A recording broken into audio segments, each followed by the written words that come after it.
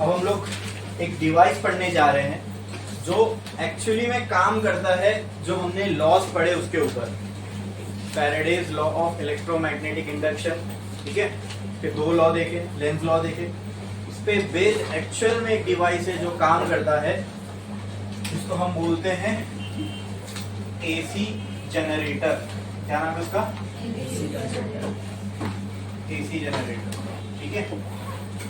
हमको देखना है एसी जनरेटर कैसे काम करता है, इसके लिए जो मैथमेटिकल इक्वेशन होगी वो देखेंगे, और आपको ये भी समझ में आएगा why we call the current produced by this method as AC current, ठीक है। अल्टरनेटिंग नेचर का क्यों होता है वो भी आपको ये जब कंप्लीट होगा तो एकदम क्लियर हो जाएगा कि why we call it as alternating current, ठीक है। तो हमने देखा था कि अगर किसी कॉइल से लिंक फ्लक्स चेंज हो तो उस कॉइल में क्या इंड्यूस हो जाता है?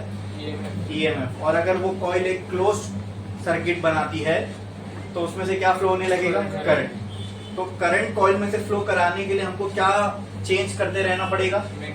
Magnetic flux. और मैग्नेटिक फ्लक्स किन किन चीजों पर डिपेंड करता है हमने देखा था? बी ए कॉस थीटा, मतलब मैग्नेटिक फील्ड पे एरिया पे और angle between area and magnetic field, बराबर, ठीक है। तीनों में से कुछ भी चेंज कराओ तो मैग्नेटिक फ्लक्स चेंज होगा। जितना फास्ट चेंज कराओगे उतना ज्यादा ईएमएफ, जितना ज्यादा ईएमएफ उतना ज्यादा करंट, ठीक है। बोलो क्लियर है? पोटेंशियल डिफरेंस जितना ज्यादा होगा तो अच्छा है हमारे लिए, और वो कैसे अचीव होगा? जितना फास्ट हम फ्लक्स चेंज करेंगे, है ना। अगर मान लो कहीं पे मैग्नेटिक फील्ड ऐसी जा रही है, मैंने एक एरिया रख दिया और अगर मैं इसको रोटेट करूं तो उसमें क्या होगा? एरिया वेक्टर और मैग्नेटिक फील्ड का एंगल चेंज होता रहेगा।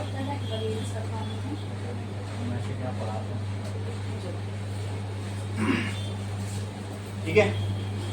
अगर ये एरिया वेक्टर और मैग्नेटिक फील्ड के बीच का जो एंगल है ये चेंज होता रहे तो क्या होता रहेगा? फ्लक्स चेंज होता रहेगा। और अगर फ्लक्स चेंज होता रहेगा तो फ्लक्स का चेंज ही तो चाहिए हमको, काहे के लिए? ईएमएफ इंड्यूस होने के लिए, ठीक है। तो अगर मैं मान लो ऐसे मैग्नेटिक फील्ड लाइंस जा रही है, इसके बीच में मैंने एक ये लूप, यानी इसके अराउंड ऐसा मैंने एक कॉइल बनाया और ऐसा रख दिया। अगर मैं इसको ऐसा रोटेट करूंगा तो मैग्नेटिक फील्ड और एरिया वेक्टर के बीच का एंगल चेंज होगा, वो चेंज होगा तो फ्लक्स चेंज होगा, फ्लक्स चेंज होगा तो इस कॉइल में क्या आएगा? करंट आएगा। क्लोज कॉइल है ना, करंट आएगा। तो अगर मैं इसको कंटिन्यूअस ऐसा घुमाते रहूं तो क्या कंटिन्यूअसली ये थीटा चेंज होता रहेगा? तो क्या कंटिन्यूअस फ्लक्स चेंज होता रहेगा? तो क्या कंटिन्यूअस इसमें करंट बना हुआ रहेगा, करंट फ्लो होता रहेगा? आई बात समझ में? मुझे तो करंट ही चाहिए ना, मुझे क्या चाहिए? करंट ही चाहिए, बराबर। और करंट के चेंज के लिए मुझे क्या चाहिए था? फ्लक्स का चेंज। यहाँ पे हम वो फ्लक्स का चेंज कैसे अचीव कर रहे? यहाँ पर हम वो फ्लक्स का चेंज कैसे अचीव कर रहे? यस यस, कैसे? किसको चेंज करके? थीटा को चेंज करके, बराबर। क्लियर है? चलो अब वो देखते हैं एक्चुअल में ये हमको समझ में आएगी थीटा के चेंज होने से फ्लक्स चेंज होगा। अब देखो इस अरेंजमेंट को हमने कैसे मैकेनिकली इंजीनियर किया और एक डिवाइस बनाया जिससे ये एक्चुअल में हो सके। ये जो फ्लक्स का चेंज है थीटा के चेंज से एक्चुअल में हो सके और करंट कंटिन्यूअस हमको मिलता है, ठीक है। तो वो डिवाइस जो ये काम करता है उसी को हम क्या बोलते हैं? एसी जनरेटर, ठीक है। जनरेटर क्यों? क्योंकि ये जनरेट कर रहा है, क्या जनरेट कर रहा है? करंट। और कैसा करंट? जो कि अल्टरनेटिंग इन नेचर है। क्यों अल्टरनेटिंग इन नेचर है? जैसे ये खत्म होगा उसके मैथमेटिकल इक्वेशन देखेंगे तो उससे आपको समझ में आएगा। क्लियर है? ठीक है। तो एक लाइन छोड़ो, स्टार डालो, हेडिंग लगाओ AC generator. AC generator,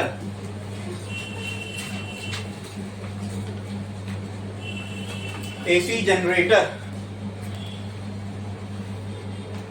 it is a device which produces alternating current. It is a device which produces alternating current.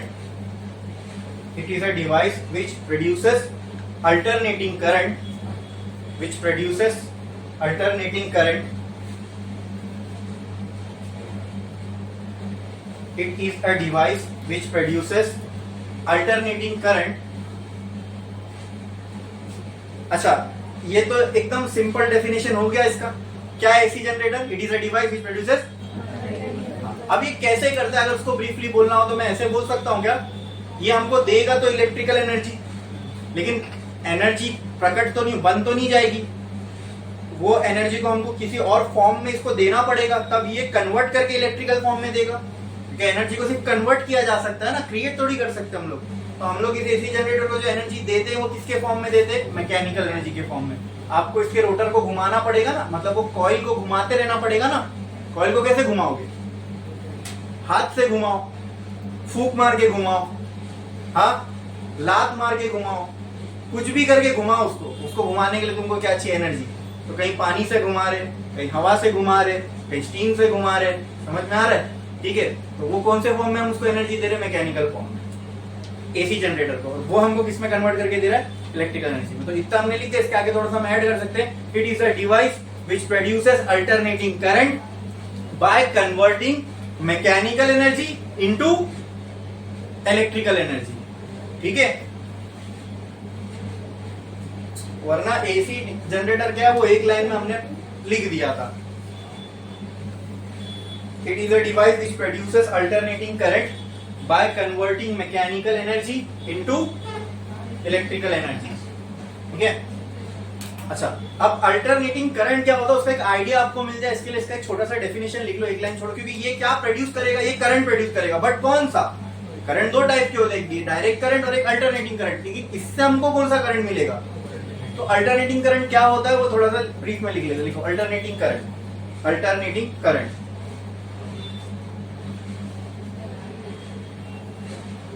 The current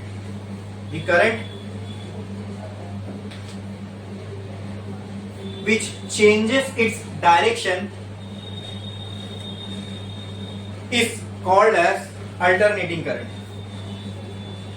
Is called as alternating current.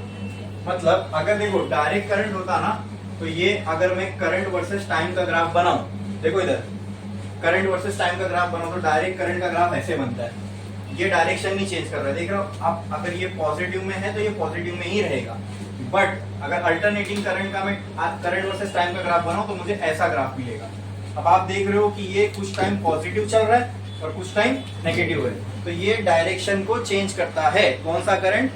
तो इन दोनों में से अगर मैं पूछूं अल्टरनेटिंग करंट का ग्राफ कौन सा, तो आप क्या बोलोगे? सेकंड वाला, because it changes its direction with time. ठीक है, ठीक है, लिख लिया इतना।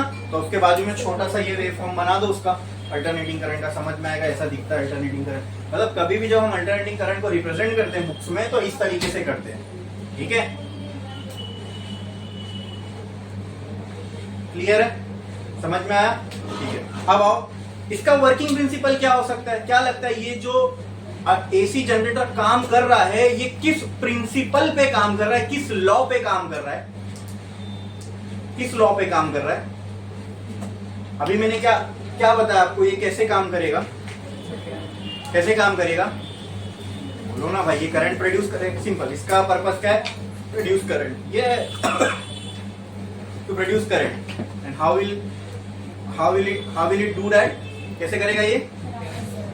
फैराडेज लॉ को एक्चुअल पिक्चर में होता हुआ हम यहाँ देख रहे हैं, है ना? ये फ्लक्स का चेंज होना, इससे ईएमएफ प्रोड्यूस होना, ये कौन सा लॉ कहता है हमसे? और वही लॉ यहाँ अप्लाई हो रहा है ना। तो इट्स वर्किंग प्रिंसिपल क्या होगा? It works on the principle of Faraday's law of electromagnetic induction.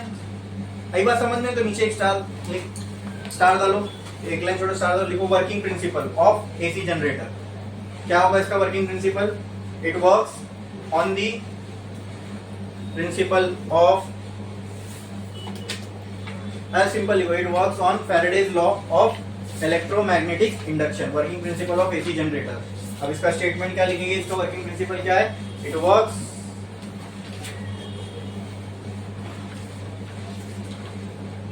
On Faraday's law of electromagnetic induction.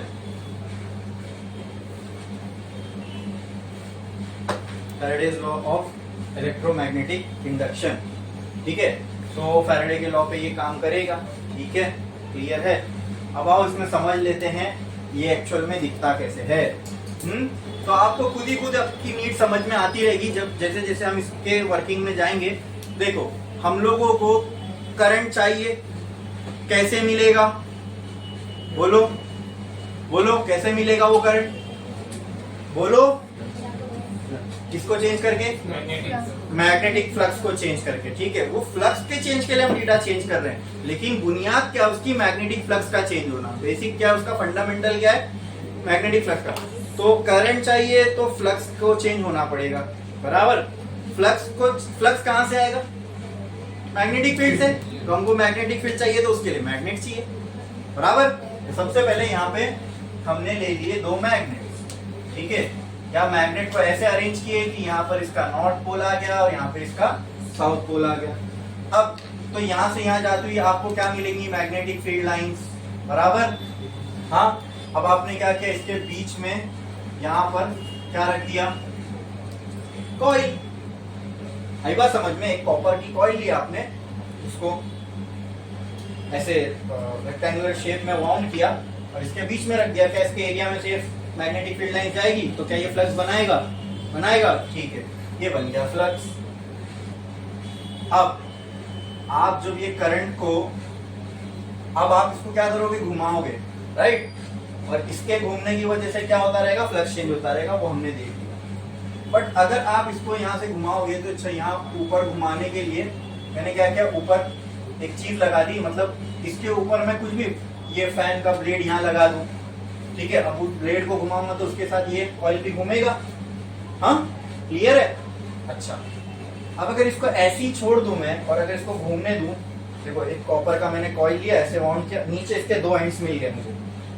अब अगर इसको मैं घुमाऊंगा तो ये टैंगल नहीं हो जाएंगे एक दूसरे के साथ। इसको ऐसे खुला छोड़ दूंगा तो घूमते घूमते ये आपस में उताड़ा नहीं हो जाएगा इसका, हाँ, वो लोग टैंगल हो जाएंगे ना एक दूसरे में, वो ना हो इसके लिए हम लोग यहाँ पे लगाते हैं एक चीज, इसको बोलते हैं स्लिप रिंग।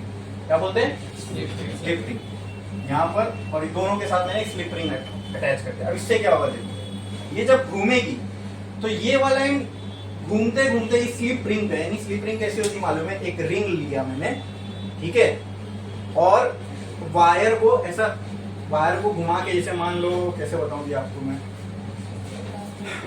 मेरे पास ऐसी एक गोल रिंग है, ठीक है, मैंने एक धागा लिया और उस धागे का एक एंड मैंने इस रिंग पे बांध दिया। अब क्या मैं इस धागे को इस रिंग पे ऐसे ऐसे ऐसे घुमा सकता हूँ, बोलो, पकड़ के, तो ऊपर पकड़ के मैं घुमा रहा हूँ मेरे केस में, इस केस में वो खुद घूम रहा है ऊपर, रोटर, समझ में आ रहा है। तो ये जो वायर है इस स्लिप रिंग के ऊपर ऐसे गोल गोल घूमेगी, ये जो वायर है इस स्लिप रिंग के ऊपर ऐसे गोल गोल घूमेगी। इससे क्या होगा, वो आपस में टैंगल नहीं होंगी, समझे।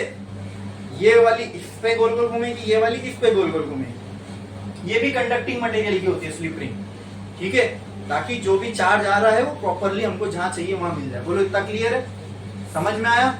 इनको क्या बोलते हैं, स्लिप रिंग। आई बात समझ में, ठीक है। अब ये करंट प्रोड्यूस करके खाली यहाँ ही रखना थोड़ी है, कहीं पहुंचाना है। मतलब मान लो ये करंट प्रोड्यूस कर रहे हो, उससे आपको फैन चलाना होगा, लाइट चलानी होगी, हाँ, एसी चलानी होगी, कुछ भी हो सकता है, उसको हम बोलते हैं लोड। अब वो लोड कुछ भी हो सकता है। आप मान लो इसको कन्वर्ट करके डीसी में कन्वर्ट करके बैटरी में दे रहे हो, कहीं पे भी जहां पर भी आपको इसको पहुंचाना है, दैट इज लोड, ठीक है, उसको बोलते हैं लोड। कहीं पे लोड लिखा हुआ रहेगा, मतलब समझना वो चीज जो इस इलेक्ट्रिकल पावर से चल रही है, समझ में आया, ठीक है। अच्छा, ये स्लिप रिंग के बाद डायरेक्ट हम लोड नहीं कनेक्ट कर देते, इसके बाद हम यहाँ पे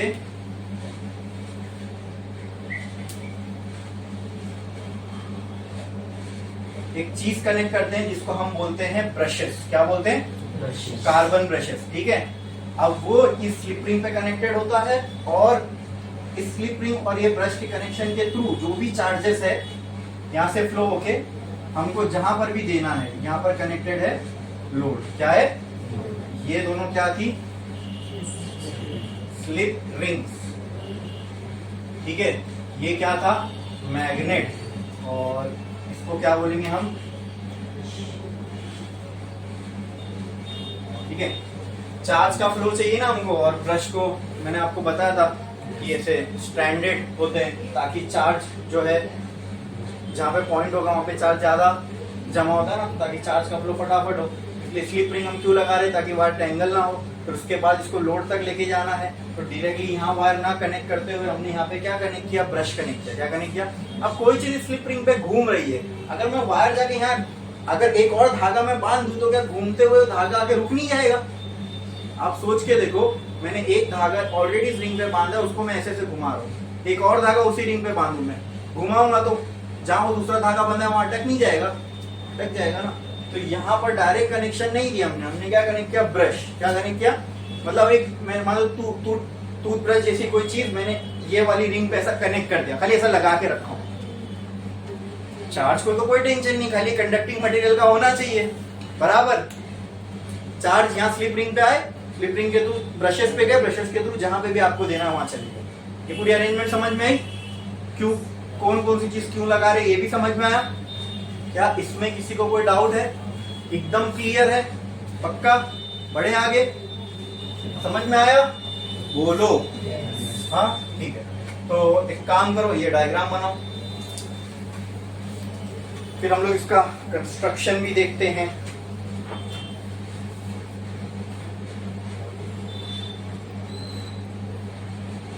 जल्दी।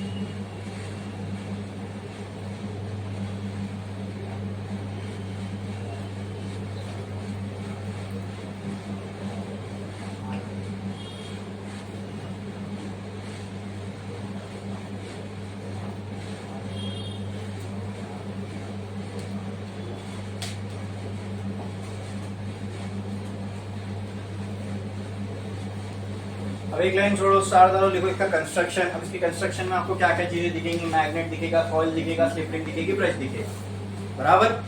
समझ में आया? लिखो मैग्नेट, मैग्नेट्स लिखो, मैग्नेट्स कंस्ट्रक्शन। उसके एक लाइन नीचे छोड़ के लिखो मैग्नेट, ठीक है? कंस्ट्रक्शन ऑफ एसी जनरेटर, ऐसा भी लिख सकते हो आप, कंस्ट्रक्शन ऑफ एसी जनरेटर, ठीक है? अब इनके कंस्ट्रक्शन मतलब इन्हें क्या क्या पार्ट्स है, ठीक है? पहला क्या है? मैग्नेट, तो उसका पर्पस लिख दो, 2 डॉट डालो, साइड में लिखो, to produce magnetic field, to produce magnetic field lines, to produce magnetic field lines, ठीक है?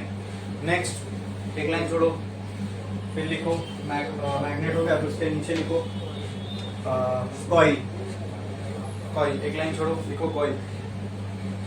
It is made up of conducting material. It is made up of conducting material.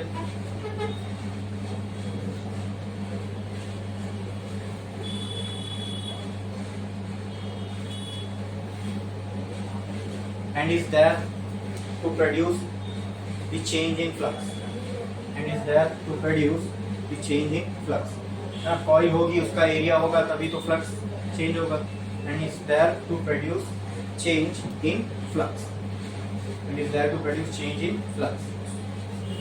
एक line छोड़ो, चार डालो, लिखो slip rings, slip rings, slip rings, slip rings. These are two rings made of conducting material. These are two rings made of conducting material. These are two rings made of conducting material on which the ends of coil are connected. On which the ends of coil are connected. On which the ends of coil are connected.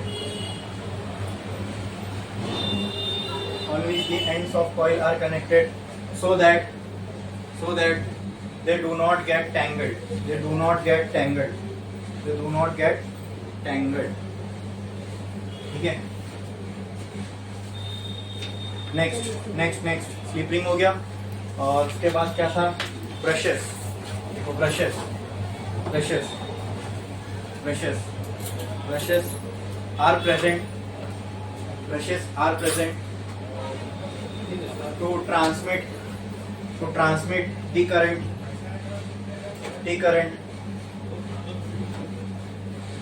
from slip rings to load, from slip rings to load.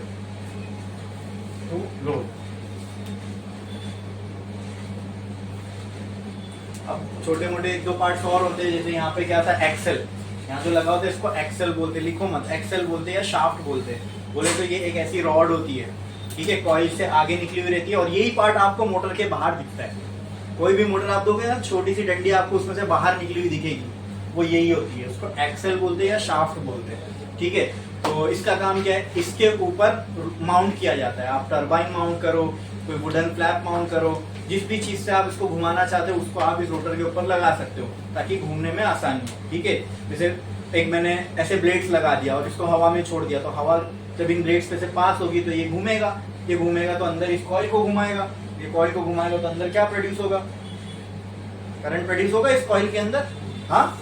और उस coil के through जिस भी चीज को हमको चलाना है वो हम चला सकते हैं, ठीक है। इसमें से जो करंट प्रोड्यूस होता है ये डायरेक्ट आप बैटरी में नहीं डाल सकते, क्योंकि बैटरी में अगर करंट स्टोर करना है वो डीसी के फॉर्म में होता है, ठीक है। किसके फॉर्म में होता है, डीसी। तो इसके लिए हमको एक डिवाइस लगाना पड़ता है to convert AC into DC, which is called as inverter, क्या बोलते हैं उसको, ठीक है। वो किसको किसमें कन्वर्ट करता है, एसी, डीसी को एसी में,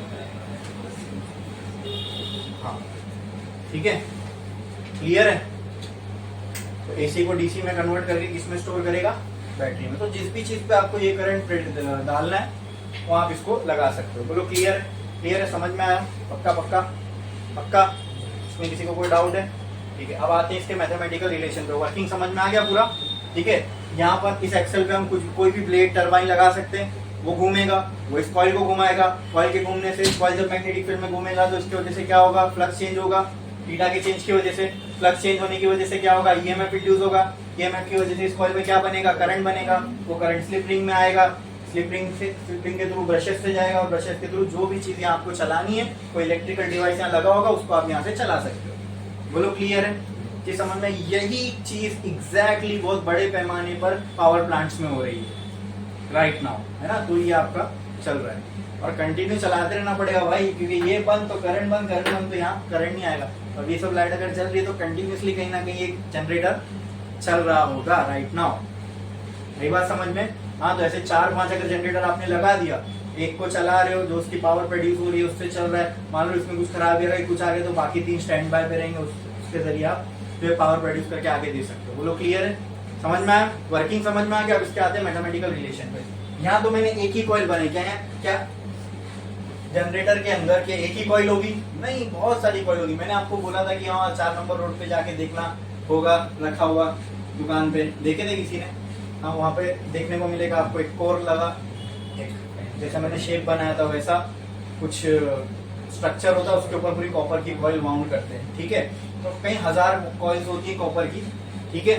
कोई ना कोई कॉइल का, क्योंकि देखो यहाँ पे अगर एंगल 90 हो गया एरिया वेक्टर और मैग्नेटिक फील्ड में, तो फ्लक्स 0 हो जाएगा, ठीक है। तो एक कॉइल लगा के काम नहीं चलेगा ना, बीच बीच में कटता रहेगा करंट, तो हजारों कॉइल लगाते हैं, तो कभी ना कभी किसी ना किसी कॉइल का एंगल कुछ ना कुछ एक के साथ बनता ही रहेगा, मतलब चेंज होता ही रहेगा, समझ में आया, क्लियर है। अब आते हैं इसके मैथमेटिकल रिलेशन में। पूरी कहानी करंट की क्यों हो रही है, क्योंकि अंदर क्या चेंज हो रहा है, फ्लक्स चेंज हो रहा है, क्लियर है, आएंगे फ्लक्स पे भी। लेकिन क्या मैं आपको बोल सकता हूँ, जब ये घूम रहा है दोस्तों, ये गोल गोल चक्कर लगा रहा है, तो इसके पास एक एंगुलर वेलोसिटी होगी, गोल घूम रहा है, कोई चीज लीनियर चलती है तो उसके पास जो वेलोसिटी होती है उसको हम v से रिप्रेजेंट करते हैं, इसको हम बोलते हैं लीनियर वेलोसिटी। कौन सी वेलोसिटी, जब कोई चीज रोटेट कर रही है, वो भी तो मोशन में है ना, उसके पास भी एक वेलोसिटी होगी, उसके पास लीनियर भी होती है, एंगुलर भी होती है, लेकिन जो एंगुलर वेलोसिटी जो होती है उसको हम किससे रिप्रेजेंट करते हैं, ओमेगा से, किससे,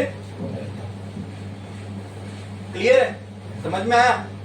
अच्छा, तो ये रोटेट कर रहा है, अब जो चीज रोटेट होती है ना उसके बाद लीनियर वेलोसिटी कांस्टेंट नहीं रहती है, लीनियर वेलोसिटी उसके हर पार्टिकल के अलग होगी, लेकिन एंगुलर वेलोसिटी उसकी क्या होती है, कांस्टेंट, क्या होती है।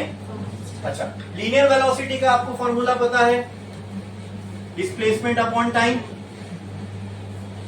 इसी वेलोसिटी को जब एंगुलर फॉर्म में लिखते हैं तो उसको क्या क्या बोलते हैं, ओमेगा, क्या बोलते हैं। अब जब वेलोसिटी एंगुलर हो गई तो डिस्प्लेसमेंट भी कैसा हो जाएगा, लीनियर रहेगा कि एंगुलर रहेगा, मतलब वो डिस्टेंस हम ऐसे स्ट्रेट लाइन में नाप रहे थे, आप किस में नापेंगे, एंगल्स में, तो ये हो जाएगा थीटा अपॉन टी। बोलो क्लियर है, समझ में आया, इसमें किसी को कोई डाउट है, बोलो पक्का? ठीक है, तो लेट से दी कॉइल इस, एक और चीज, एक और पार्ट इसके अंदर होता है, उसको हम रोटर बोलते हैं या कोर बोलते हैं, ठीक है। अब ये कॉइल मैं बांधूंगा किस पे? अरे ये कॉइल जो मैं ऐसे स्क्वायर स्क्वायर बना रहा हूं, ये किसी के ऊपर रख के तो बाउंड करनी होगी ना। ये कॉइल है, अब इसको ऐसे ही छोड़ दूंगा अंदर, तो ये स्टेबल कैसे रहेगी? इसको स्टेबल रखने के लिए बीच में कुछ तो रखना पड़ेगा जिसके ऊपर ये कॉइल को ऐसे बाउंड किया गया होगा।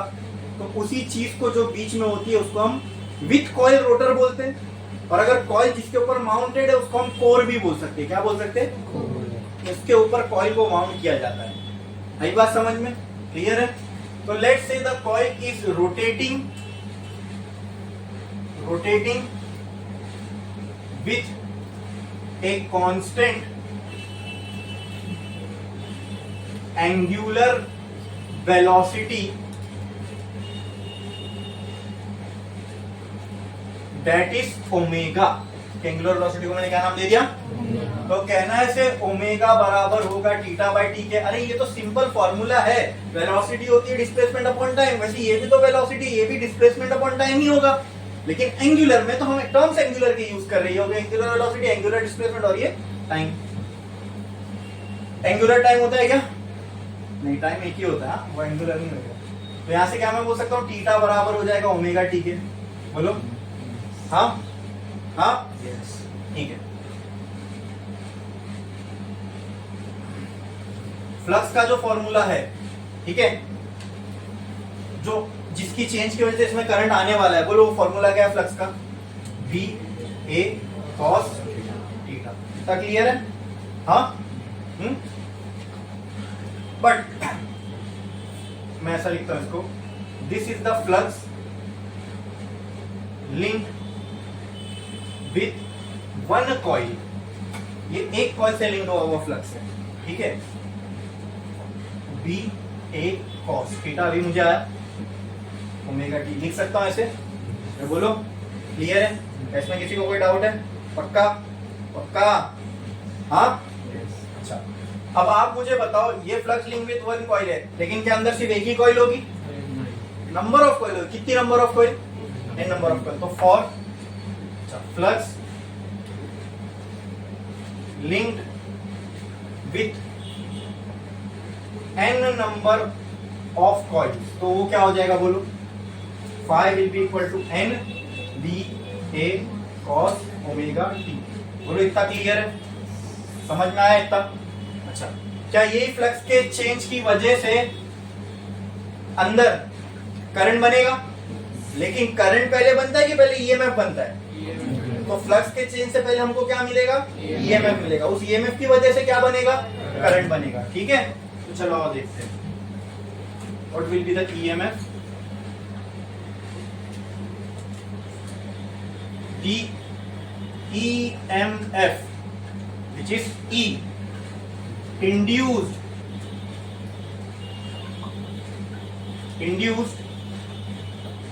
due to change in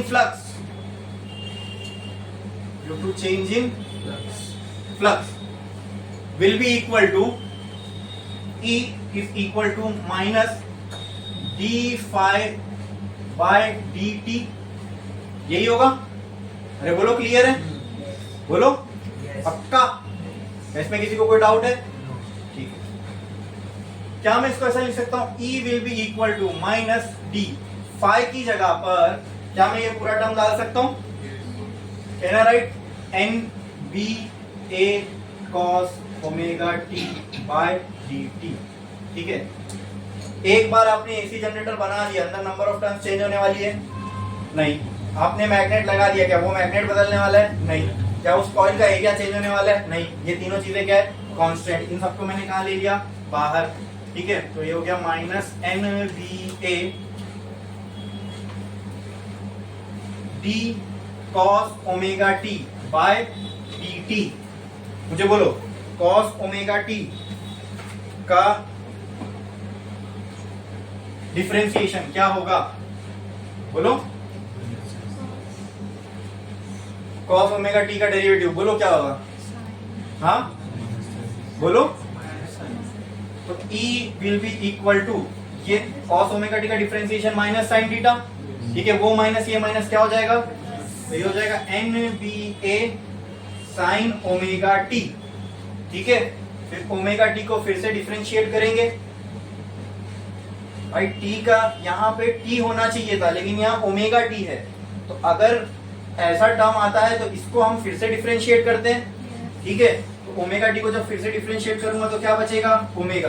ये ओमेगा को पहले ले लो, क्या मैं इसको ऐसा लिख सकता हूँ? NBA omega into sine omega T. बोलो क्लियर है? बोलो क्लियर है? हाँ बोलो क्लियर है? मुझे आप बताओ ये ओमेगा क्या था? ओमेगा क्या था? Angular velocity. क्या था? which was ये भी कांस्टेंट, ये भी कांस्टेंट, ये भी कांस्टेंट, ये भी कांस्टेंट। जब सब कांस्टेंट है, इन सबकी वैल्यू जब पुट करूंगा तो एक और कांस्टेंट आ जाएगा नया। हाँ, since all these are constant, I can replace this all with a single constant. है क्या नहीं? क्लियर है? So let n into b into a into omega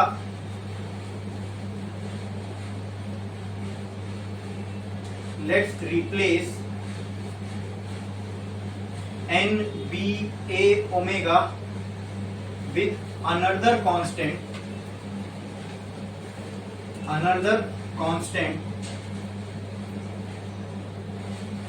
that is E naught। क्या लिखा मैंने? where E naught is peak voltage। क्या बोलते हैं इसको? Peak voltage. वोल्टेज क्यों बोल रहा हूँ? क्योंकि ईएमएफ ही तो है। अरे एक्चुअल में पोटेंशियल ही तो है, तो पोटेंशियल बोलूं, वोल्टेज बोलूं, ईएमएफ बोलूं, तीनों एक ही बात है। समझ में आया? तो can I write this equation as E is equal to E not sine omega T. बोलो क्लियर है इतना? इसमें किसी को कोई डाउट है? हाँ अच्छा, ये अब यहां ध्यान से सुनना, ये तो बना लिया ना आपने। ये सब कांस्टेंट के बदले मैंने एक नया कांस्टेंट लिख दिया, ठीक है, और उस नए कांस्टेंट को मैंने क्या नाम दिया? हाँ, E नॉट। और E नॉट मैंने क्या कहा, किसको रिप्रेजेंट कर रहा है? मैंने अभी आपको बताया ना कि अल्टरनेटिंग करंट ऐसे जाता है, ठीक है। अच्छा चलो काम करता हूं मैं, पहले ये जो इक्वेशन दिख रही है ना, ये ग्राफ में कैसे दिखेगी वो समझाता हूं मैं आपको। जब भी आपको किसी चीज की इक्वेशन में साइन दिखे, क्या दिखे? साइन, ठीक है, मतलब इसका जो ग्राफ बनेगा वो साइनोसॉइडल होगा। कैसा होगा? तो आप जानते हो साइनोसॉइडल ग्राफ कैसा होता है? हाँ सिंपल, मैं अपने से बना रहा हूं क्या? मैंने तो सिर्फ फिजिक्स को फॉलो किया और फिजिक्स को फॉलो करके जो मैथ्स मुझसे कह रहा था वो मैं कर रहा हूं, है ना। जो भी डिफरेंशिएट वगैरह करने के बाद मुझे E की एक इक्वेशन मिली, क्या? E not sine omega T बराबर, मतलब EMF is a function of sine omega T, ऐसा बोल सकता हूं मैं। हाँ, तो क्या ये एक साइनोसॉइडल फंक्शन है? सिंपल भाई, साइन दिख रहा है इसलिए वो साइनोसॉइडल फंक्शन है, ठीक है। तो कोई भी साइनोसॉइडल फंक्शन का ग्राफ बस ऐसा बनता है, और ये हो गया साइनोसॉइडल फंक्शन का ग्राफ। आई बात समझ में? क्लियर है? ठीक है। तो यहां पर ये क्या वर्सेस क्या होगा, देखो मुझे आप बताओ, तुमको अगर ये समझना नहीं किसके वर्सेस किसका ग्राफ बनाऊं, पहले तो ये मुझे चाहिए, इसकी मुझे वैल्यू चाहिए, इसलिए तो ये इक्वल टू के ये साइड है, तो जिसकी वैल्यू चाहिए वो मुझे मैंने रख दिया E पे, Y एक्सिस पे। फिर ये कांस्टेंट था, अरे ये सब कांस्टेंट को रिप्लेस करके तो ये आया, ओमेगा भी कांस्टेंट था, यहाँ वेरी क्या होगा? टाइम के साथ चेंज होगा ना, तो यहाँ एक्स एक्सिस पे क्या आ जाएगा? तो this is E versus T graph, ठीक है। अच्छा, क्या ये E की EMF की मैक्सिमम वैल्यू है पॉजिटिव साइड में? क्या ये E की मैक्सिमम वैल्यू है नेगेटिव साइड में? हाँ, उसी का नाम है E नॉट। समझे आप? This is the value of E not plus, और ये होगी E नॉट ठीक है, ई नॉट नेगेटिव का मतलब ये है कि दूसरे साइड वाला है, समझ में आया? हाँ, फिर ये पॉजिटिव, फिर ये नेगेटिव। अब आपको ये समझ में आएगा क्यों अल्टरनेटिंग करंट का ग्राफ ऐसे बनाते हैं, क्योंकि उसकी इक्वेशन ही ये कहती है। आई बात समझ में? दूसरा, why we call it as alternating current, because you can see that alternating half cycle are similar, है ना? अल्टरनेटिंग हाफ साइकिल, अल्टरनेट का मतलब क्या, एक का छोड़ के एक, जैसे ये इसका अल्टरनेट, ये अल्टरनेट वो बैठा ऐसा मैं बोल सकता हूँ, बीच का एक मैंने छोड़ दिया, अल्टरनेटिंग, ठीक है, जिसके अल्टरनेटिंग हाफ साइकिल देखो सेम है, या नेगेटिव देख लो, ये अल्टरनेटिंग हाफ साइकिल सेम है, इसलिए हम इसको बोलते हैं अल्टरनेटिंग करंट। समझ में आया? ठीक है, बोलो क्लियर है, समझे? इसमें किसी का कोई डाउट है? ये तो ईएमएफ की लेकिन इक्वेशन हो गई, हमको करंट की भी चाहिए। क्लियर, समझ में आया? अच्छा, अब बोलो ये ई नॉट कहां से आया? ये जो ई नॉट आपको दिख रहा है, ये इक्वेशन जो आप देख रहे हो ना, एक स्टैंडर्ड फॉर्म में इक्वेशन का ये, ठीक है, और इस स्टैंडर्ड फॉर्म में साइन और कॉस, या साइन आ सकता है या कॉस आ सकता है, साइन और कॉस के बाजू में या जो भी होता है ना, वो एम्पलीट्यूड को रिप्रेजेंट करता है। किसको? Amplitude means maximum value, maximum value of what? Maximum value of that thing which is written here, which is written. तो यहाँ पे कोई मैक्सिमम वैल्यू आएगी, अब ये मैक्सिमम वैल्यू किसकी आएगी? वही उसी की जो यहाँ पे, तो यहाँ पे मैक्सिमम वैल्यू किसकी लिखना पड़ेगा मुझे? इसकी, तो उसको ही मैंने नाम दे दिया ई नॉट। हाँ, समझ में आया? मैक्सिमम तो भाई एक ही हो सकती है ना, मैक्सिमम वैल्यू एक ही हो सकती है, मतलब अगर यहाँ पे 4 वोल्ट आ रहा है तो यहाँ पे भी 4 ही आएगा, यहाँ 3 थोड़ी आएगा। अब बस साइन में फर्क होगा। बोलो क्लियर है, समझे? क्या इसमें किसी को कोई डाउट है? वो इक्वेशन कैसा है, ये ग्राफ कैसा है, समझ में आया?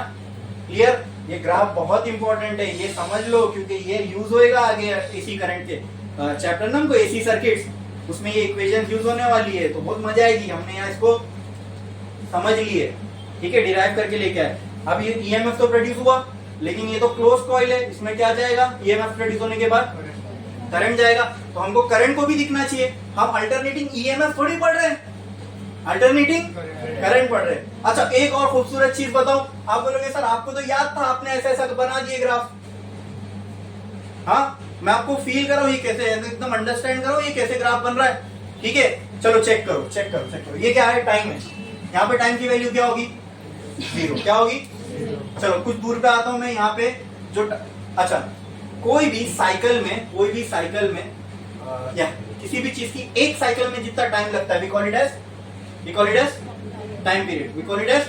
ये जितना डिटेल में मैं अभी आपको समझा रहा हूँ ना, अच्छे से समझ लो, क्योंकि ये दोबारा नहीं हो सकता और इतना डिटेल में कहीं भी नहीं हो सकता, ठीक है? तो मैं एकदम बेसिक में जाके आपको एक एक चीज बता रहा हूँ, ये ग्राफ आया कैसे, ठीक है? मैं एक काम करता हूँ, इस पे यहाँ पर मैं आपको ग्राफ पूरा प्रॉपरली 0 से बना के दिखाता हूँ। ये ई वर्सेस टी का ग्राफ है, ठीक है? वो इक्वेशन से मालूम पड़ा। अब देखना ये ऐसी कैसे बनेगा, ठीक है? चलो, किसी भी चीज की एक साइकिल को कंप्लीट करने में जितना टाइम लगता है उसको हम क्या कहते हैं? तो कहना ऐसे, अच्छा, एक साइकिल का मतलब क्या? जो चीज बार बार रिपीट हो रही है, बस वही एक साइकिल हो गई। क्या इतना पार्ट बार बार रिपीट हो रहा है? तो ये क्या मैं बोल सकता हूँ, ये एक साइकिल हो गई। हाँ, यहां से यहां तक, क्या ये एक साइकिल हो गई? तो क्या इतना पार्ट कैपिटल T/2 होगा? क्या इसका आधा पार्ट T/4 होगा? तो एक काम करता हूं, चलो मैं इसको यहाँ पे थोड़ा सा, ये यहाँ पे टाइम क्या था? 0। यहाँ पे टाइम क्या था? T/4। यहाँ पे टाइम कितना होगा? यहाँ पे टाइम कितना होगा? T/2। और यहाँ पे टाइम कितना होगा? यहाँ पे यस, टोटल T हो गई एक साइकिल। ये रिपीट होगी, बस एक के लिए समझते, बाकी तो सेम ही आने वाला है, ठीक है? अच्छा, वो इक्वेशन आई, ठीक है? टी की जगह पे 0 पुट करो, ये जो वैल्यू वो पुट करो ना, टी की जगह पे टाइम की वैल्यू पुट कर दो। तो यहाँ टाइम की वैल्यू क्या है इस पॉइंट पे? 0। तो 0 मल्टीप्लाई बाय ओमेगा 0, ब्रैकेट में क्या बचेगा? साइन 0। साइन 0 कितना होता है? साइन 0 कितना होता है? 0। 0 multiply by E not will B 0। तो ई की वैल्यू क्या है इस पॉइंट पे? 0 आई, छोड़ दो। नेक्स्ट, टी की जगह पे क्या पुट करो? T/2। क्या पुट करो? तो ऐसा कुछ बचेगा ये साइन के थीटा में। हाँ, अब मैंने आपको बताया था ओमेगा का फॉर्मूला होता है 2π/T, याद है? या 2π/n भी होता है, 1/Tn होता है ना, ठीक है? अब T/2 के लिए देखो, क्या मैं ओमेगा की जगह ये लिख सकता हूँ 2π/T into T/2? T cancel, 2 cancel, क्या बचेगा? मतलब साइन के थीटा में क्या बचेगा? साइन के बाजू में खाली क्या बचेगा? What is sine pi 180, what is sine 180, what is sine 180, what is sine 180, क्या 1, कितना होगा 1 होगा, साइन 180 0, क्या होता है 0। बट मैंने बीच का एक लाइन छोड़ दिया, मैं t/2 पे डायरेक्ट आ गया। अपने को यहाँ देखना है ना, पहले किस पे करते हैं, वो t/2 को याद रख लो।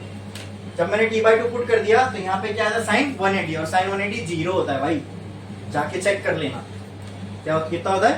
चलो मालूम पड़ गया ना, रखे रहो। अब लेकिन उससे पहले हमको किसकी वैल्यू चाहिए, t/4 पे चाहिए, तो टाइम की जगह क्या पुट करो t/4। तो t/4 जब पुट करूंगा तो यहाँ क्या आ जाएगा t/4, तो क्या ये ऐसा हो जाएगा 2 pi by capital T into t/4, ये t कैंसिल 2 1 2, तो साइन के थीटा में क्या बचेगा पाई बाय, तो साइन पाई बाय 2 मतलब साइन 90, साइन 90 कितना होता है 1, कितना होता है। तो काम करता हूं मैं यहाँ पे 1, मतलब ये मैक्सिमम वैल्यू साइन थीटा की, 1 से ज्यादा आ सकता है क्या साइन थीटा, नहीं आ सकता है क्या। यहाँ पे जो भी होता है वो मैक्सिमम वैल्यू होती है इसकी ये मैक्सिमम कब हो सकता है जब साइन 1 हो जाए, साइन थीटा क्या हो जाए, तो देखो ई नॉट के बराबर आ जाएगा, समझ में आ रही है नहीं। तो अगर ये पूरा टर्म 1 हो गया तो ई किसके बराबर हो जाएगा, किसके, ये ई और टी का ग्राफ है, ई की मैक्सिमम वैल्यू क्या हो सकती है पॉजिटिव में, और नेगेटिव में माइनस ई नॉट। बोलो क्लियर है इतना। ई टी इक्वल टू 0 पे क्या आया 0, टी इक्वल टू t/4 पे क्या आया, अरे भाई यहाँ पे जब आपने साइन 90 पुट किया तो साइन 90 कितना आया 1, ई किसके बराबर बच गया ई नॉट के, तो क्या मैं बोल सकता हूँ t/4 पे इसकी वैल्यू ई नॉट आई, हाँ, और t इक्वल टू 0 पे इसकी वैल्यू ये आई, फिर t/2 पे क्या आई थी, t/2 पे क्या आई थी 0, साइन 180 वॉज 0, ई की वैल्यू क्या आ जाएगी, तो ई की वैल्यू t/2 पे कितनी आई, कितनी आई, एक और यहाँ पे बच गया, इसका आधा तो लिया हमने, इसका आधा लिए ही नहीं, यहाँ आएगा ये, अच्छा ये t/4 ये t/4, तो ये कितना हो जाएगा, एक t/4 दो t/4, ये कितना हो जाएगा 4t/4, 4t/t बचेगा ना, समझे, सिंपल वे में समझने का, ज्यादा कॉम्प्लिकेट नहीं करना, ठीक है। ये पॉइंट पे भी निकाल लिए, अब क्या बचता है, अब t की जगह क्या आ जाएगा, बोलो 3t/4, इसके बाजू में क्या है ओमेगा, क्या है ओमेगा की जगह क्या लिख सकता हूँ 2 pi by capital T into 3t/tt cancel 2 1 क्या बचेगा यहाँ पे पाई इंटू 3 पाई मतलब 270, हाँ 270, व्हाट इज साइन 270 -1 कितना होता है, तो -1 यहां लगा दूंगा तो ये किसके बराबर आ जाएगा माइनस ई नॉट के, किसके, तो t टाइम की वैल्यू 3t/4 रखने से ये किसके बराबर आ रहा है, किसके, तो माइनस टी नॉट मतलब यहां कहीं होगा, हाँ, फिर क्या बचता है यहाँ t, तो वहां कैपिटल T रखो, मतलब यहाँ टाइम की जगह मैंने क्या रख दिया capital T, 2 pi by capital T into T cancel क्या बचा 2 पाई, साइन 360, साइन 360 इज 0, तो यहीं आएगा 0, ज्वाइन करो इसको, बना के नहीं, हाँ, तो ये साइन का कर्व ऐसे ही बनता है, कोई भी साइन का फंक्शन हो उनके लिए कर्व ऐसे ही बनेगी, यही बना ना, अब आगे आप करते जाओ ऐसे ही आता रहेगा, समझ में आया, क्लियर है, समझे कि नहीं समझे, हाँ समझ में आया, पक्का पक्का पक्का, तो कहना है से this is the graph of E equal to E not sine omega T, E not क्या है वो भी समझा, पूरा इक्वेशन मैंने लिटरली आपको पूरा अंडरस्टैंड करवाया, पूरा फील करवाया, एक एक चीज इसके अंदर क्या है, बोलो समझे कि नहीं समझे, समझे कि नहीं समझे, और क्यों इसका ग्राफ हमेशा हम अल्टरनेटिंग करंट को ऐसे ऐसे क्यों रिप्रेजेंट करते हैं, आप समझ में आया, पूरी एक एक वैल्यू हमने पुट करके देखा, पूरा ग्राफ जनरेट किया यही वाला, समझे। अब ये तो ईएमएफ हो गया, अब क्या निकालना है करंट, तो क्या हम बचपन से जानते हैं I is equal to V equal to I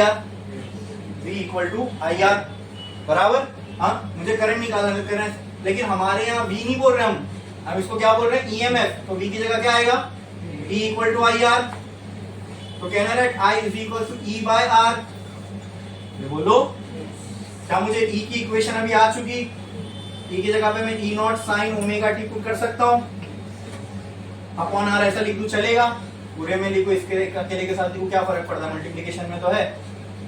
now tell me, क्या ये इक्वेशन वैसी नहीं दिख रही? एक साइन का फंक्शन है और साइन के फंक्शन के बाजू में कुछ चीज लिखी हुई है। तो मैंने अभी तो आपको बताया था साइन फंक्शन में एक स्टैंडर्ड फॉर्म है इक्वेशन का, साइन फंक्शन के बाजू में जो भी चीज होती है वो क्या रिप्रेजेंट करती है? Maximum value. क्या रिप्रेजेंट करती है? Maximum value of what? The thing which is written on this side of equal to. तो ये किसकी वैल्यू होगी? करंट की कौन सी value? Yes, here E naught by R is equal to I naught, ऐसा लिखता हूं मैं, E naught by R can be written as what? I naught, where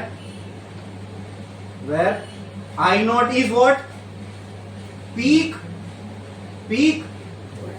current। अच्छा, उससे समझ लो या इससे भी समझ सकते हो, क्या ई नॉट अपने आप में कांस्टेंट था? क्या रेजिस्टेंस कोई भी कंडक्टर का कांस्टेंट ही होता है? एक फिक्स वैल्यू होती है उसकी। तो ये दोनों मिला के भी एक कांस्टेंट ही है। क्या मैं इस पूरे की जगह पे एक नया कांस्टेंट लिख सकता हूं जैसे वहां किया था? बराबर। अब वो ई की इक्वेशन थी, मैंने ई नॉट लिखा, ये आई की इक्वेशन है तो यहाँ आई नॉट। और इससे भी आप समझ सकते हो स्टैंडर्ड इक्वेशन के फॉर्म से कि यहाँ आई नॉट क्यों लिख रहा हूँ, क्योंकि ये करंट की मैक्सिमम वैल्यू क्या होगी ये। तो क्या मुझे आई मैक्स का यहाँ पे फॉर्मूला मिल गया? कहने से therefore I not will be equal to E not upon R. बोल सकता हूं मैं ये? तो इस इक्वेशन में पुट करो, I is equal to I not sine omega t. ओहो, अब इसकी इक्वेशन को जरा वो करो, एनालाइज करो। क्या करंट भी साइन का फंक्शन है? हाँ, ये कांस्टेंट है, ये कांस्टेंट है, तो करंट डिपेंड किस पे करेगा? तो ग्राफ इसका क्या वर्सेस क्या बनेगा? आई वर्सेस ई का ग्राफ बनेगा। यहाँ होगा करंट, यहाँ होगा टाइम। अच्छा, इस करंट की कुछ मैक्सिमम वैल्यू होगी which is represented by I not, यहाँ पॉजिटिव में, यहाँ आई नॉट नेगेटिव में, बराबर। ठीक है, साइन फंक्शन है तो सिंपल साइन फंक्शन है तो ग्राफ ऐसे ही बनेगा, इतनी की जरूरत ही नहीं। साइन फंक्शन है तो यहाँ 0 से स्टार्ट होगा, ग्राफ ऐसे ही बनेगा। वो क्लियर है? समझ में आया? हाँ, now this is the graph. अच्छा, ये क्या है? पॉजिटिव आई नॉट, ये क्या है? Negative I not. This is the graph for I is equals to I not sine omega T. बोलो क्लियर है? करंट के लिए भी आ गया। ये है एक्चुअल में एसी करंट। तो ईएमएफ था, तो एसी करंट ऐसी आया। एसी हमने जब डेफिनेशन लिखे थे एग्जांपल में मैंने ये बताया था क्यों बनता है। आप समझ में आया एसी करंट? ऐसे क्लियर है क्या नहीं? एकदम मैंने कोड तक आपको बता दिया एसी करंट बनता कैसे और मैथमेटिकल फॉर्म में कैसे उसको बनाते लिखते सब। वाई हम एसी करंट की साइन ऐसे क्यों बनाते समझ में? उसका वेव फॉर्म देखो क्या आ रहा है। क्लियर है? इसमें किसी को कोई डाउट है? अच्छे से समझ में आ गया? पक्का? हाँ, ये तो याद रहेगा ना, ये एक साइकिल है, ये एक साइकिल का जो टाइम होता है दिस इज कैपिटल टी। ये पाव साइकिल का T/2 है, सॉरी इसका नहीं, इतने का क्या होगा T/2, उसके आधे का T/4। एक T/4, दो की T/4, यहाँ तक लेना है तो 3T/4। अब यहाँ नहीं बना रहा हूँ, गंदा हो जाएगा, ठीक है, गंदा गंदा लगेगा। ठीक है, बस यहाँ पे अपना एसी जनरेटर खत्म। करंट ही तो निकालना था, करंट कैसे निकलता है वो समझ गए, वर्किंग समझ गए। उसके बाद करंट को तो हमको क्वांटिफाई करना है। मैं बोलूँ कितना करंट बना रहा है, तो भाई कितना करंट बना रहा है उसके लिए तुमको क्या चाहिए? मैथमेटिकल रिलेशन चाहिए। तो मैथमेटिकल रिलेशन निकाल लिया हमने कि किसी जनरेटर से कितना करंट बनेगा, उसके आपके पास इक्वेशन आ गई। क्लियर है? इसमें आई नॉट क्या है वो भी आप जानते हो, इसमें ई नॉट क्या है वो भी आप जानते हो, और ये सब तो हम डिसाइड करते हैं ना। क्लियर है? समझे? इसमें किसी को कुछ भी डाउट है?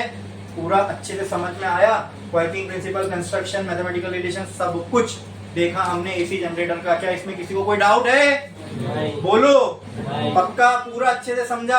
अगर कुछ भी डाउट है तो बोलो, फिर मैं आगे, नहीं तो तब तक मैं आगे नहीं बढ़ूंगा। अगर क्लियर है तो ही बोलो, फिर अपन आगे जाएंगे। क्लियर है? अच्छे से छापो।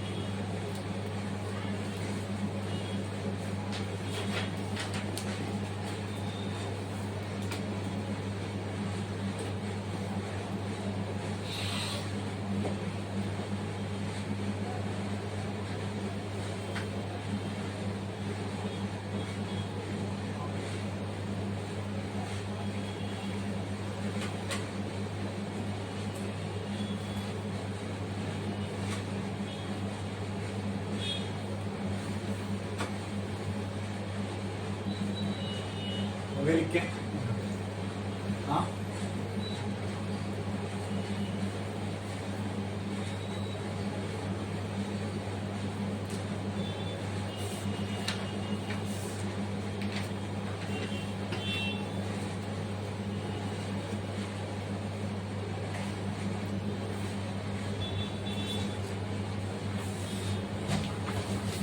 आप लोग का मैग्नेटिक इफेक्ट का हो गया टेस्ट?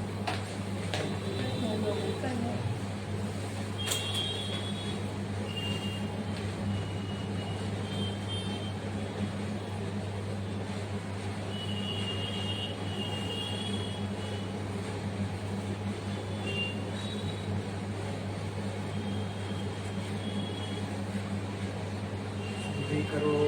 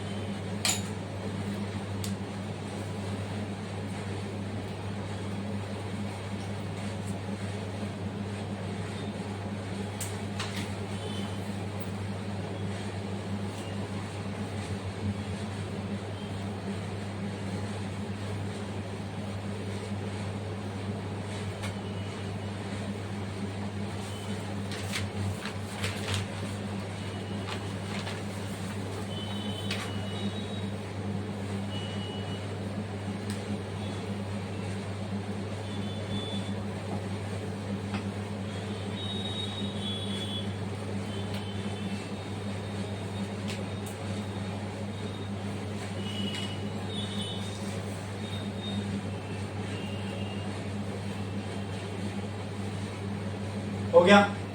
कितने लोग बाकी है? जल्दी छापो।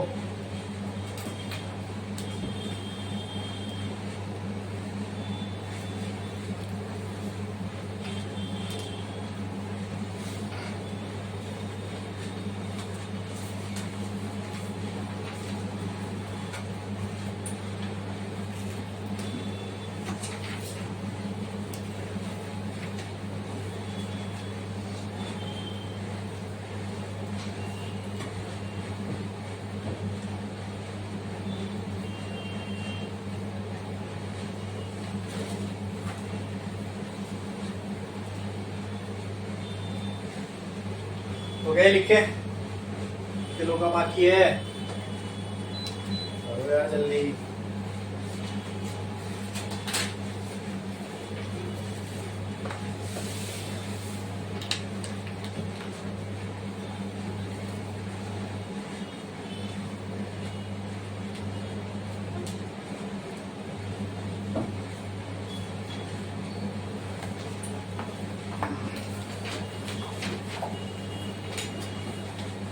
हो गया?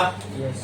चलो, अब नेक्स्ट टॉपिक जो हमको स्टार्ट करना है वो है सेल्फ इंडक्टेंस। ठीक है, अब नेक्स्ट जो हम कंसेप्ट देखने वाले हैं दैट इज सेल्फ इंडक्टेंस।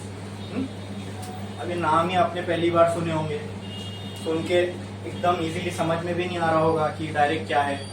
तो अभी हम लोग उसको एक एक करके ब्रेक डाउन करेंगे और समझेंगे कि सेल्फ इंडक्टेंस क्या होता है, कैसे पिक्चर में आया, क्या इसका कंसेप्ट है, क्या मैथमेटिकल रिलेशन है, सब कुछ। बट इसको समझने से पहले ना हमको एक चीज को समझना पड़ेगा, which is a device called as inductor. Is a device called as. तो इसको एक ना पैटर्न में समझो। जब आपने करंट इलेक्ट्रिसिटी पढ़ा, वहां पे आपने एक डिवाइस पढ़ा इलेक्ट्रिकल सर्किट का जिसका नाम था रेजिस्टर, बराबर। फिर आप थोड़ा आगे बढ़े, आपने पढ़ा इलेक्ट्रोस्टैटिक्स, वहां पे आपने एक इलेक्ट्रिकल सर्किट का डिवाइस पढ़ा that was called as capacitor. तो मैग्नेटिज्म क्यों पीछे रह जाए? मैग्नेटिज्म के ऊपर बेस्ड भी एक डिवाइस है जो इलेक्ट्रिकल सर्किट्स में आपको दिखेंगे, उसको हम क्या बोलते हैं, बोलो, इंडक्टर। क्यों इंडक्टर?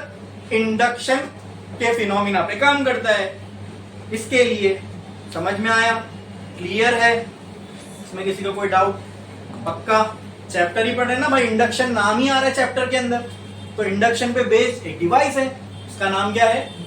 इंडक्टर। इंडक्शन के प्रिंसिपल पे काम करता है, इसके लिए हमने इसको एक नाम दे दिया, इंडक्टर। तो एक हमने पढ़ा था डिवाइस का नाम था रेजिस्टर, इलेक्ट्रोस्टैटिक में आए वहां पढ़ा कैपेसिटर, अब मैग्नेटिज्म में आए यहाँ पे क्या पढ़ रहे हैं? इंडक्टर। ईएमआई में आगे क्या पढ़ रहे हैं? इंडक्टर। क्या थोड़ा थोड़ा ऐसा लग रहा है इसके नाम में, यहाँ इंडक्टर का यहाँ ही होना सही था, क्योंकि इस चैप्टर का ही नाम है इलेक्ट्रोमैग्नेटिक इंडक्शन, तो कुछ इंडक्शन से इसका लेना देना होगा। समझ में आ रहा है? क्लियर है? तो it works on the principle of induction. Clear? समझ में? अब होता क्या है, रेजिस्टर हमने देखा, रेजिस्टर क्या होता है, कोई भी चीज एक रेजिस्टर के जैसे काम कर सकती है, सॉरी रेजिस्टेंस के जैसे काम कर सकती है, बट रेजिस्टर के कैसा होता था वो आपने देखा था, कलर कोडिंग वगैरह होती थी उसके अंदर। कैपेसिटर कैसा होता है वो भी हमने देखा था, दो प्लेट्स होती हैं, अलग अलग टाइप के होते हैं कैपेसिटर, हमने तो देखा था पैरेलल प्लेट वाला। और इंडक्टर, तो इंडक्टर कुछ नहीं, सॉलिनॉइड जैसा होता है। कैसा होता है? तो सॉलिनॉइड कैसा होता है? सॉलिनॉइड ऐसा होता है ना, यहाँ उसके एक कॉइल छोटी होगी, यहाँ एक कॉइल छोटी होगी, बराबर। इसलिए इंडक्टर का जो सिंबल है वो भी हम ऐसे ही बनाते हैं, ये इंडक्टर का सिंबल ही है, क्योंकि वो होता ही सॉलिनॉइड जैसा है। समझ में आया? इसका कंस्ट्रक्शन कैसा है? वही कॉइल है, गोल गोल गोल गोल राउंड है, बस। समझ में आया? कोई डाउट है इसके अंदर? इंडक्टर का सिंबल भी ऐसे ही होता है, ये सिंबल भी है इंडक्टर का, समझे? किसी सर्किट में इंडक्टर को बनाना है ऐसे ही बनाते हैं, सॉलिनॉइड जैसा। समझ में आया? तो इंडक्टर क्या है, समझे? क्लियर है? हाँ। अब मैंने क्या किया, एक इंडक्टर लिया। क्या किया? Inductor is nothing but it's just like solenoid. जैसा सॉलिनॉइड बिहेव करेगा करंट के पास होने में, वैसे ही इंडक्टर बिहेव करेगा। समझ में आया? ठीक है। तो मैंने क्या किया, देखो मैंने एक इंडक्टर लिया, ये क्या है? इंडक्टर है, ठीक है। इसमें से करंट फ्लो करवाया, तो क्या करंट इसमें से ऐसे ऐसे ऐसे ऐसे ऐसे पूरा जाएगा? बोलो, क्लियर है? तो जब इसमें से करंट फ्लो हो रहा होगा दोस्तों, जब सॉलिनॉइड में से करंट फ्लो होता है तो अंदर क्या बनती है? याद है आपको ऐसा कुछ? ये सॉलिनॉइड था, इसको हमने जब करंट से कनेक्ट किया था तो इसके अंदर क्या बनी थी? ऐसे ऐसे ऐसे क्या बनी थी? Magnetic field line COB not, sorry ये क्या था, साउथ, बाहर से, तो ऐसी बनी थी। अगर इसमें से मैग्नेटिक फील्ड लाइन ऐसे जा रही है तो क्या मैं बोल सकता हूँ हर एक कॉइल में से एक फ्लक्स जा रहा है? क्या ये बोलना सही होगा? बोलो, क्या यहाँ फ्लक्स जा रहा है हर एक कॉइल में से? क्या ये आइडिया आपको हो रहा है? क्या इसकी क्लैरिटी आ रही है आपको कि every there will be a flux associated with each and every coil of a solenoid? क्या ये बात क्लियर है? और इंडक्टर क्या है? सॉलिनॉइड जैसा ही तो है, तो क्या इसके हर एक कॉइल से फ्लक्स लिंक्ड होगा? बोलो, क्लियर है? अच्छा, और इनमें से क्या फ्लो हो रहा है? करंट। इस करंट की वजह से क्या बन रही है? Magnetic field. उस मैग्नेटिक फील्ड की वजह से क्या प्रोड्यूस हो रहा है? Magnetic flux. क्या प्रोड्यूस हो रहा है? Magnetic flux. क्या इतनी क्लियर है? क्या ये क्लियर है? क्या इतनी क्लैरिटी आ गई आपको? ठीक है। अब मैं क्या करता हूं दोस्तों, मैं इस करंट को इंक्रीज करता हूं, वही जो इंडक्टर के अंदर फ्लो हो रहा है। मतलब मान लो सॉलिनॉइड में जो करंट फ्लो हो रहा है, इसको मैंने, ये जो करंट की वैल्यू थी इसको मैंने इंक्रीज कर दिया। तो क्या ये करंट की वैल्यू इंक्रीज करने से इससे बनने वाली मैग्नेटिक फील्ड भी इंक्रीज होगी? Very good. अगर मैग्नेटिक फील्ड इंक्रीज होगी इसका मतलब फील्ड लाइंस और क्लोज आएंगी, यानी फ्लक्स बढ़ेगा। क्या क्लियर है? क्या ये चीज समझ में आई? मैग्नेटिक फील्ड लाइंस यहाँ बढ़ जाने से क्या इंक्रीज हो जाएगा? क्या फ्लक्स का इंक्रीज होना, फ्लक्स का चेंज होना है? क्या यहाँ फ्लक्स चेंज हुआ? अगर यहाँ फ्लक्स चेंज हुआ तो यहाँ पे क्या इंड्यूस हो जाएगा? और ये तो एक कॉइल है, सीएमएफ की वजह से क्या आ जाएगा? करंट। Very good. अब बहुत ध्यान से समझने वाली बात है दोस्तों, ये जो मैंने करंट इसमें से फ्लो हो रहा है, ये तो इसमें आ रहा है, सप्लाई से दिया हमने इसको, कहीं से कनेक्ट किए होंगे, उस सप्लाई से कहीं इंडक्टर में करंट जा रहा है। लेकिन ये इंडक्टर में करंट जो जा रहा था सप्लाई की वजह से, उस करंट को जब हमने ग्रो किया, इंक्रीज किया, तो उससे फ्लक्स चेंज हुआ, और उस चेंज इन फ्लक्स की वजह से क्या इसके अंदर एक करंट इंड्यूस हो जाएगा? Because of change in flux induce हो जाएगा, and we call that current as induce current. Call that current as. तो अब कहानी क्या हो गई दोस्तों, यहां पर ही दो करंट हो जाएंगे। एक तो ये वाला करंट जो हम दे रहे हैं, दूसरा कौन सा करंट हो गया? दूसरा जो कॉइल में इंड्यूस हुआ, मतलब वो कॉइल ने खुद प्रोड्यूस किया। क्लियर है? समझ में आया कि नहीं आया? अब बात आती है कि वो करंट का डायरेक्शन में कहाँ बनाऊं। इसका तो मैंने इधर बना दिया, अब इंड्यूस वाले का डायरेक्शन कहाँ बनाऊं? इधर की इधर, है ना भाई? ये दोनों में से कोई भी हो सकता है ना। मैं इंड्यूस करंट यहाँ बना देता तो सही है, वो क्या गारंटी उसकी? इंड्यूस करंट क्यों यहाँ नहीं हो सकता? तो क्या करंट के डायरेक्शन के लिए हमने एक लॉ समझा है? हाँ, कौन सा लॉ था? कौन सा लॉ था? कौन सा लॉ था? बोलो।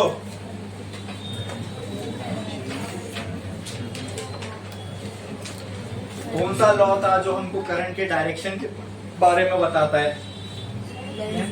Lenz law. कौन सा लॉ? तो अब लेंज लॉ यहाँ अप्लाई करेंगे डायरेक्शन पता करने, लेकिन उससे पहले फिर से इस चीज को देखो। यहाँ पे क्या हुआ? करंट दिया था हमने, उस करंट को इंक्रीज किए, करंट के इंक्रीज की वजह से मैग्नेटिक फील्ड बढ़ी, उसकी वजह से यहाँ पे फ्लक्स बढ़ा। फ्लक्स का बढ़ना, फ्लक्स का चेंज होना होता है, मतलब यहाँ पे इस कॉइल में से पास होने वाला क्या चेंज हुआ? फ्लक्स। पर हमको पता है जब भी फ्लक्स चेंज होता है तो कॉइल में क्या आ जाता है? करंट। क्या आ जाता है? करंट। तो क्या इस कॉइल के अंदर एक करंट आ गया होगा? इसको हम इंड्यूस करंट बोलेंगे। क्या ये इंडक्टर ने खुद ब खुद प्रोड्यूस किया? This current came to the inductor by itself. क्या हमने दिया? This current came to the inductor by itself. That is why this whole phenomena is called as self inductance. क्या बोलते हैं हम लोग इसको? खुद से वो करंट आ गया इसके अंदर, पहले से था, लेकिन एक करंट और है जो इसने खुद बनाया, और ये पूरे फिनोमिना को क्या बोलते हैं?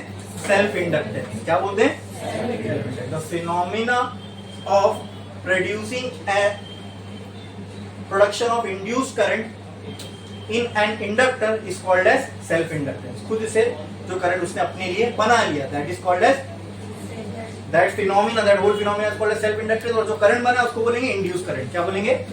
क्या और अच्छे से समझना तो सेल्फ इंड्यूस करंट। क्लियर है? अच्छा, अब डायरेक्शन पे आते हैं। तो लेंज लॉ क्या कहता है? क्या सिखाता है हमको? डायरेक्शन पता करना है, कॉस को अपोज करो। यहाँ पे कॉस क्या? Increasing current. तो उसको क्या करो? करंट को डिक्रीज करो। करंट को डिक्रीज करने के लिए करंट के डायरेक्शन में करंट बनाओगे, करंट के अपोजिट। तो यहाँ पे ये गलत हो जाएगा, ये सही है। ठीक है? तो this is the direction of induced current, current induced. ठीक है? क्लियर है? ये डायरेक्शन में करंट था, बढ़ रहा था। अच्छा, दूसरा केस में लेता हूं। देखो, ये इंडक्टर है, इसमें अभी भी करंट इसी डायरेक्शन में जा, लेकिन करंट अब डिक्रीज हो रहा है। करंट अब, तो आपको इंड्यूस करंट का डायरेक्शन बताना है। हाँ, वही यही डायरेक्शन में रहेगा करंट की, कि ये वाले डायरेक्शन में रहेगा? करंट के डायरेक्शन में रहेगा। मतलब आप कह रहे हो कि ये डायरेक्शन में होगा इंड्यूस करंट का डायरेक्शन, ऐसे? हाँ, एंड दैट इज ट्रू। क्यों? लगा के देख लो लेंज लॉ। लेंज लॉ क्या आता है? कॉस को अपोज करो। देखो, करंट डिक्रीज होगा तो क्या मैग्नेटिक फील्ड डिक्रीज होगी? फील्ड डिक्रीज होने से क्या फ्लक्स डिक्रीज होगा? फ्लक्स का डिक्रीज होना भी फ्लक्स का चेंज है। फ्लक्स चेंज हुआ, इसमें क्या आ जाएगा? करंट। क्या आ जाएगा? अब बात आती है करंट का डायरेक्शन क्या होगा। ठीक है? तो लेंज लॉ देखो, तो यहाँ पे डिक्रीज क्यों हुआ? करंट के डिक्रीज होने से। तो कॉस क्या है? करंट का डिक्रीज होना। तो इसको क्या करोगे आप? इंक्रीज। क्या करोगे? करंट को इंक्रीज करने के लिए इसको आप जो इंड्यूस करंट है इसके डायरेक्शन में होना चाहिए। इंक्रीज करना है ना, तो उसके साथ दो। आप इंक्रीज करना है तो उसका साथ दो, डिक्रीज करना है तो उसको अपोज करो। समझे? क्लियर है? And this whole phenomena is called as self inductance. समझ में आया? हाँ। अब किसमें कितना करंट इंड्यूस होगा ये हमको एक प्रॉपर्टी बताती है। जैसे देखो, रेजिस्टर की एक प्रॉपर्टी होती है रेजिस्टेंस, कैपेसिटर की एक प्रॉपर्टी होती है कैपेसिटेंस, वैसे इंडक्टर तो इसकी एक प्रॉपर्टी होगी जिसको हम सेल्फ इंडक्टेंस भी बोलते हैं। क्या बोलते हैं? और उसको हम डिनोट करते हैं कैपिटल एल से। जैसे रेजिस्टर को कैपिटल आर से किए थे, कैपेसिटर को कैपिटल सी से, तो इसको कैपिटल एल से। ठीक है? समझ में आया? तो हर इंडक्टर के पास खुद का एक क्या होता है? वैल्यू होती है। उस वैल्यू को क्या बोलते हैं? Self inductance. क्या बोलते हैं? या फिर इंडक्टेंस भी बोल सकते हो। ठीक है? शॉर्ट फॉर्म में उसको इंडक्टेंस बोलते हैं। जैसे हर रेजिस्टर के पास अपनी एक प्रॉपर्टी होती है, एक फिक्स्ड वैल्यू होती है जिसको हम रेजिस्टेंस बोलते हैं। हर कैपेसिटर के पास अपनी एक फिक्स्ड वैल्यू होती है, उसको हम कैपेसिटेंस बोलते हैं। उसी तरह हर इंडक्टर की अपनी एक फिक्स्ड वैल्यू होती है, उसको हम इंडक्टेंस बोलते हैं। प्रॉपर्टी है वो उसकी मटेरियल की। समझ में आया? इंडक्टर की। चलो, क्लियर है? तो एक लाइन छोड़ो, स्टार डालो, लिखो सेल्फ इंडक्टेंस। सेल्फ इंडक्टेंस क्या होता है ये समझा? द फिनोमिना, देखो इसका मैं डेफिनेशन बोलता हूँ, लिखो।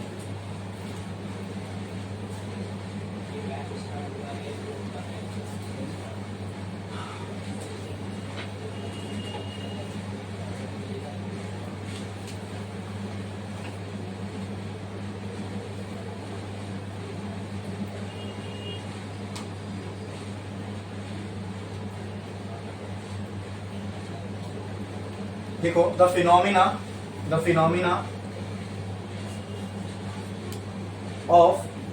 Of induction of current, phenomena of induction of current in an inductor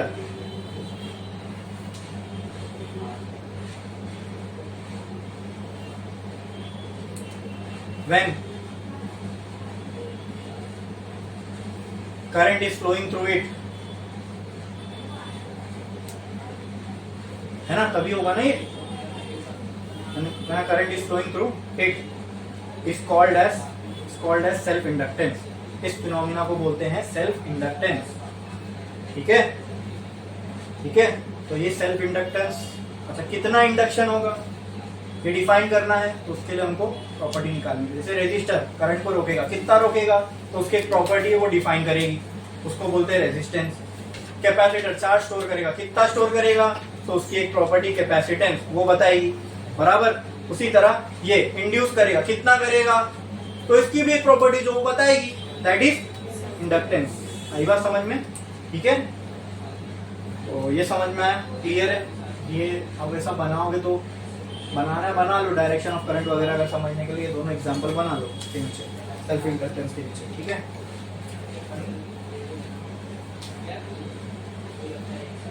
ये अपना करंट जो हम इसको दे रहे हैं, और ये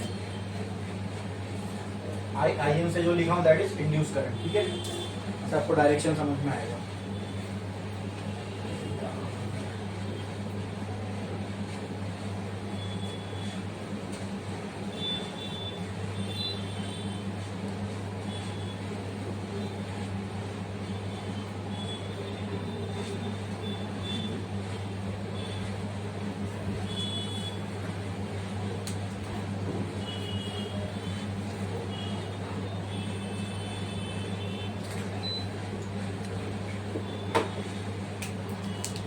हो गया लिख के?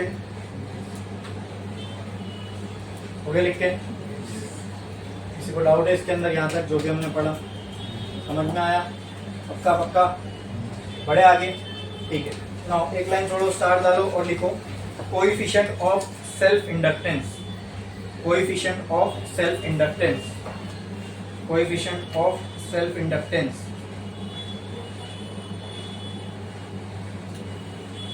ब्रैकेट में लिखो कैपिटल एल, कैपिटल एल, यानी यही है वो प्रॉपर्टी जो इंडक्टेंस को डिफाइन करेगी।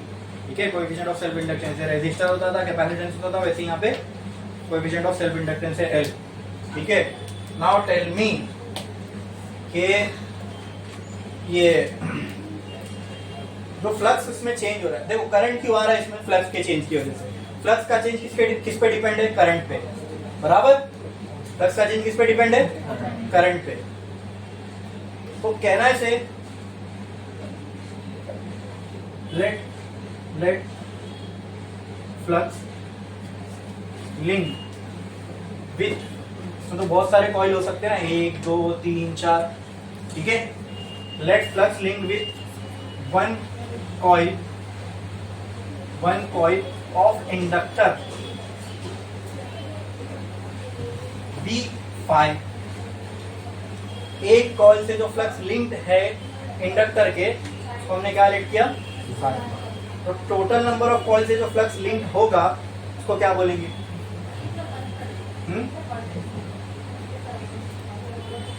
5। चलो क्लियर है? तो total number of flux, total number of coil से जितना फ्लक्स लिंक होगा, क्या मैं उसको 5T बोल सकता हूँ टोटल फ्लक्स? हाँ, देखेंगे आगे। ठीक है, पहले एक फ्लक्स की बात करते हैं। आप मुझे ये बताओ कि ये जो फ्लक्स है फॉर इंडक्टर, क्या फ्लक्स की वैल्यू डायरेक्टली डिपेंड कर रही है करंट पे? करंट बढ़ा, फ्लक्स बढ़ा, करंट कम हुआ, फ्लक्स कम हुआ। कहना है से for inductor the flux is directly proportional to current. क्या ये बात सही है कि नहीं है? पक्का? क्या इसमें किसी को कोई डाउट है? देखे ना भाई, अभी हमने करंट बढ़ा तो फ्लक्स बढ़ा, करंट कम तो फ्लक्स कम। समझे? कोई डाउट है इसके अंदर? बढ़े आगे? ठीक है। प्रोपोर्शनलिटी साइन हटानी, इक्वल टू लाना है, तो phi is equal to L I. ठीक है, यहाँ पे हमने जो कांस्टेंट ऑफ प्रोपोर्शनलिटी लेके आए उसी को हम क्या बोलते हैं? Coefficient of self inductance. तो यहाँ पे मैं लिख सकता हूं वेर एल इज व्हाट? बोलो, कोएफिशिएंट ऑफ सेल्फ इंडक्टेंस। समझा कि नहीं समझा? अरे बोलो जल्दी, समझा सबको? तो यहां से अगर मुझे इंडक्टेंस का फॉर्मूला चाहिए तो क्या वो ये हो जाएगा, L is equal to phi by I.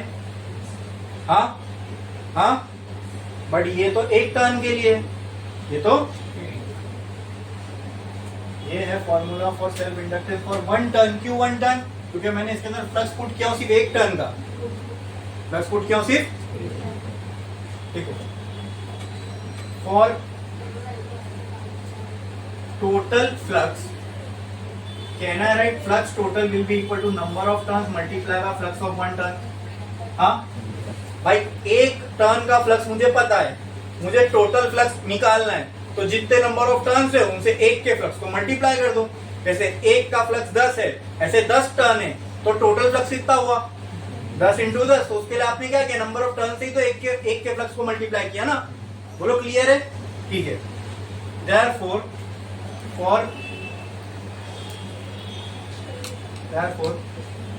L for total number of turns क्या हो जाएगा? बोलो, n इंटू फाइव बाय आई हो जाएगा ये। हाँ, ये लिख सकता हूं कि नहीं लिख सकता हूं? तो कहना राइट, n इंटू फाइव क्या है? टोटल फ्लक्स ही तो है, अपॉन आई। बोलो क्लियर है? हाँ, अब देखो फ्लक्स की जो यूनिट है वो क्या होती है? बताओ मुझे। फ्लक्स की जो यूनिट है क्या होती है? मैग्नेटिक फील्ड की यूनिट है टेस्ला, ए की यूनिट है मीटर स्क्वायर, करंट की यूनिट क्या है? एम्पियर, बराबर ना? तो ये सेल्फ इंडक्टेंस की ये यूनिट हो गई। अब इतनी लंबी चौड़ी यूनिट बोलना अच्छा लगेगा नहीं, तो इस पूरे की जगह पे हम लोग लिखते हैं हेनरी। ठीक है, जैसे कैपेसिटर की भी एक लंबी चौड़ी यूनिट आती है, उसको हटा के हमने लिख दिया फैरेड। रेजिस्टेंस की एक लंबी चौड़ी यूनिट आती है, उसको हटा के हमने लिख दिया ओम। तो इसकी भी एक लंबी चौड़ी यूनिट आई, उसको हटा के लिख दिया हमने Henry. This is self inductance. खत्म। समझ में आया? बोलो क्लियर है? बोलो क्लियर है? अच्छा, इसमें किसी को कोई डाउट है क्या? देख के बताओ मुझे। देख लो, वहां पर सेल्फ इंडक्टेंस का पूरा कंसेप्ट हो गया हमारा। वही था सेल्फ इंडक्टेंस। सेल्फ इंडक्टेंस क्या होता है कंसेप्ट वाइज पहले हमने वो समझे, फिर उसका जो मैथमेटिकल रिलेशन था वो देखा हमने। बोलो क्लियर है? किसमें होता है सेल्फ इंडक्टेंस? किसमें होता है? बोलो किसमें होता है सेल्फ इंडक्टेंस? किसमें होता है? अरे बोलो। अरे उसका एक नाम दिया है अभी हमने, सॉलिनॉइड नहीं बोल रहे, उसका एक्चुअल में एक नाम दिया हमने, इंडक्टर में होता है। ठीक है, कितना होता है वो निकालना है, तो उसको उसके लिए हमने एक प्रॉपर्टी डिफाइन की है जिसका नाम था कोएफिशिएंट ऑफ सेल्फ इंडक्टेंस। उसको किससे रिप्रेजेंट कर रहे हैं? एल से। एल का फॉर्मूला समझ में आया? फाई टी बाय आई, और फाई टी क्या होगा? N into five. ठीक है, क्लियर है? इसमें किसी को कोई डाउट? हाँ, अच्छा। अब एल की हमको वैल्यू आ गई। अब अगर मुझे ईएमएफ चाहिए in terms of self inductance, क्योंकि पहले इसमें ईएमएफ इंड्यूस हुआ होगा तभी तो करंट इंड्यूस आया होगा ना। ठीक है, तो let's see what will be the formula for EMF in terms of self inductance. ठीक है, EMF in terms of self inductance. ठीक है, देखो ईएमएफ का जो फॉर्मूला है वो क्या होता है? Minus D phi by D T. Clear है? हाँ, क्या यहाँ से मुझे फाई की वैल्यू आई? मुझे इंडक्टेंस के टर्म में चाहिए ना, तो फाई का जो फॉर्मूला इंडक्टेंस के टर्म में है तो पुट कर दो। अच्छा, ये भी टोटल चेंजिंग फ्लक्स होता है, क्या होता है? सिर्फ वन, तो सिंगल डी फाई टी की जगह, फाई टी की जगह पे मैं क्या लिख सकता हूँ बोलो? ये एक फाई है, टोटल लिखना है तो एन से खाली मल्टीप्लाई कर दो इसको, तो ये हो जाएगा N phi N L into I, हाँ, बाई डी टी। क्लियर है? E can be return as minus N और एल, ये दोनों भी कांस्टेंट है, कहाँ आ जाएंगे? बाहर। कहाँ आ जाएंगे? तो कहना right is as N L D I by D T. ये हो गया EMF due to all number of turns. Clear है? समझ में आया? पक्का? नंबर ऑफ टर्न्स नहीं दिए हुए तो ये फॉर्मूला डायरेक्ट क्या हो जाएगा? Minus L D I by D T. बोलो क्लियर है? हाँ, if n is not given और if n is 1 then जो ये फॉर्मूला क्या हो जाएगा? तो ऐसा लिख दो, if n is 1 then e will be equal to minus l di by dt। और खाली इसका मैग्नीट्यूड चाहिए तो क्या ये ऐसा हो जाएगा? l di by dt। Mod लगा देते तो नेगेटिव साइन हट जाती है ना। समझे कि नहीं समझे? अरे बोलो। मतलब हमने ईएमएफ भी निकाल लिया सेल्फ इंडक्टेंस के टर्म में। अगर आपके पास सेल्फ इंडक्टेंस की वैल्यू है, यानी एक इंडक्टर है आपके पास, लेट से, अब मैन्युफैक्चरर इस इंडक्टर की आपको जो एल की वैल्यू वो दे देगा। जैसे रेजिस्टर की फिक्स्ड होती है ना, कलर कोडिंग से निकालते हैं हम लोग रेजिस्टेंस की वैल्यू, जैसे इंडक्टर की एल की एक फिक्स वैल्यू होगी। अब वो वैल्यू आपको पता है, इस फॉर्मूले में आप पुट करो तो कितना ये ईएमएफ इंड्यूस होगा इसके अंदर वो आपको मिल जाएगा। समझ में आया? क्लियर है? समझे कि नहीं समझे? समझे कि नहीं समझे? इसके हेडिंग के ऊपर क्या लिखोगे? कोएफिशिएंट ऑफ सेल्फ इंडक्टेंस लिखा? हाँ, यहाँ से चालू करो।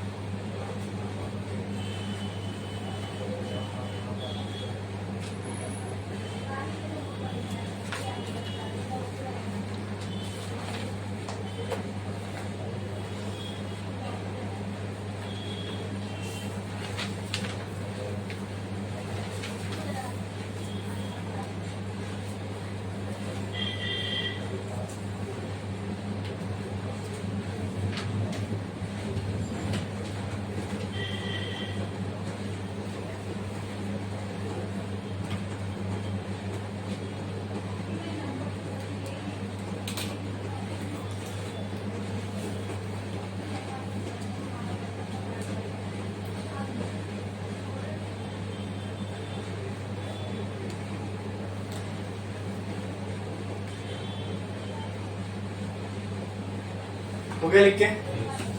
कितने लोगों का बाकी है? ठीक है, जिनका ये हो गया एक लाइन छोड़ो, स्टार डालो और लिखो definition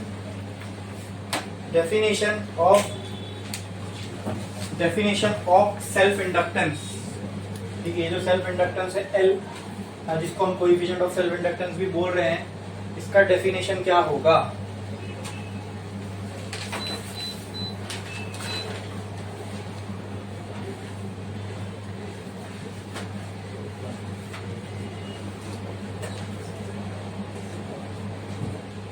definition of self inductance लिखे। अब इसको कैसे डिफाइन करें मुझे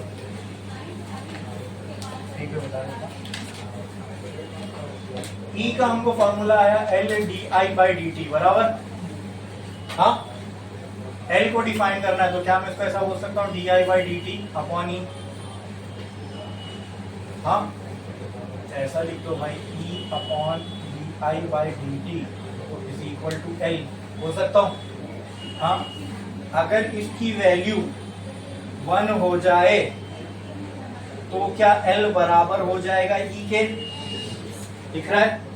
हाँ, तो यहां से मैं सेल्फ इंडक्टेंस को डिफाइन ऐसे कर सकता हूं क्या? If the rate of flow of current through the inductor is 1 ampere then the self inductance will be equal to the EMF induced in the coil. समझे? क्लियर है? लिखो, एक लाइन छोड़ो, स्टार डालो, डिफाइन और डेफिनेशन ऑफ सेल्फ इंडक्टेंस लिखा आपने। ठीक है, उसको मैं इसका स्टेटमेंट बोल रहा हूँ वो लिखो लिखो लिखो।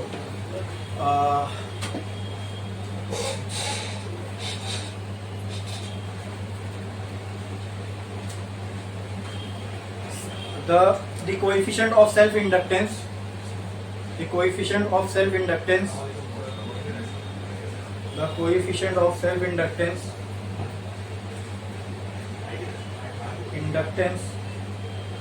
the coefficient of self inductance can be defined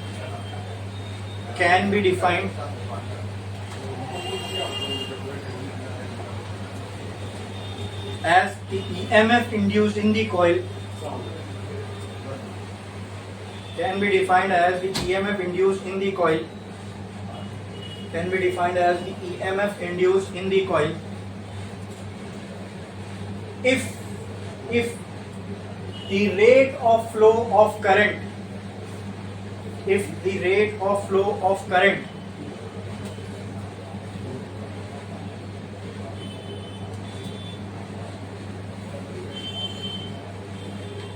is 1 ampere per second, है ना? क्या rate of flow of current की यूनिट क्या होगी? Ampere per second. क्लियर है? समझ में आया? लिख दो उसके नीचे। इस तरीके से हम डिफाइन कर सकते हैं सेल्फ इंडक्टेंस को।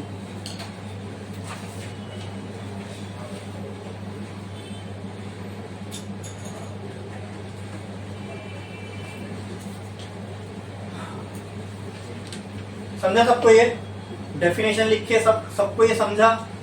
पक्का? अब इसके बाद का जो टॉपिक है वो हमें coefficient of self inductance find करना है सोलेनॉइड के लिए। ठीक है, वो हम देखेंगे, लेकिन एक देख के